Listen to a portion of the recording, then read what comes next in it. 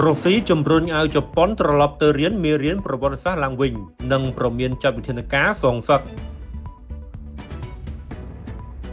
V-Active មោទកភាពភេសជ្ជៈកីឡាដំបូងគេរបស់ប្រទេសកម្ពុជាបំពេញនិងរក្សាជាតិទឹកបានល្អហើយឆាប់រហ័ស ប្រទេសរុស្ស៊ីបានជំរុញឲ្យប្រទេសជប៉ុនរៀនមេរៀនប្រវត្តិសាស្ត្រឡើងវិញនិងត្រឡប់ទៅរកមាគ៌ាសន្តិភាពដោយព្រមានថាខ្លួននឹងចាត់វិធានការតបតប្រសិនបើទីក្រុងតូក្យូបន្តមាគ៌ានយោបាយឡើងវិញ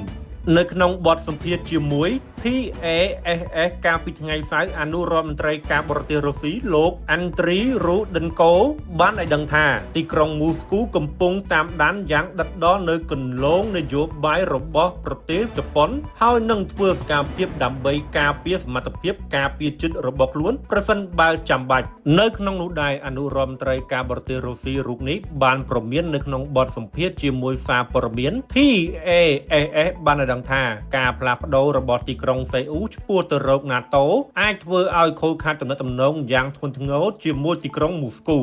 លោកអនុរដ្ឋមន្ត្រីបានឲ្យដឹងទៀតថាទីក្រុងមូស្គូមើលឃើញអំពីការរួបរวมគ្នាកាន់តែខ្លាំងឡើងរបស់កូរ៉េខាងត្បូងជាមួយ NATO ដោយក្តីបារម្ភដោយលើកឡើងអំពីការសម្របសម្រួលបំពាក់អាវុធឡើងវិញសម្រាប់រដ្ឋ NATO ក្នុងការផ្គត់ផ្គង់អាវុធទៅដល់ទីក្រុងគៀវ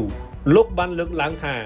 យើងតែងតែបង្ហាញដល់ភាគីកូរ៉េខាងត្បូងតាមរយៈបណ្ដាញផ្សេងៗអំពីជំហររបស់រុស្ស៊ីលើភាពមិនអាចទទួលយកបាននៃការចូលរួមរបស់ខ្លួនក្នុងការផ្ទេរអាវុធប្រឡាយលោកដោយផ្ទាល់ឬដោយប្រយោជន៍ទៅរបបទីក្រុងគៀវបើមិនដូច្នោះទេទំនាក់ទំនងទ្វេភាគីអាចរងការខូចខាតយ៉ាងធ្ងន់ធ្ងរហើយយើងនឹងត្រូវបង្ខំចិត្តចាត់វិធានការសងសឹកលោកបានបន្តទៀតថាទោះបីមានការធ្លាក់ចុះគូឲ្យកត់សម្គាល់នៃការសន្ទនានយោបាយនិងកិច្ចសហប្រតិបត្តិការជាក់ស្ដែងរវាងរុស្ស៊ីនិងកូរ៉េខាងត្បូងដោយសារតែសកម្មភាពមិនរាក់ទាក់របស់អាជ្ញាធរមុននៃប្រទេសនោះក៏ដោយយើងបានគ្រប់គ្រងដើម្បីរក្សាទំនាក់ទំនងរបស់យើងពីការផ្ដួលរលំទាំងស្រុង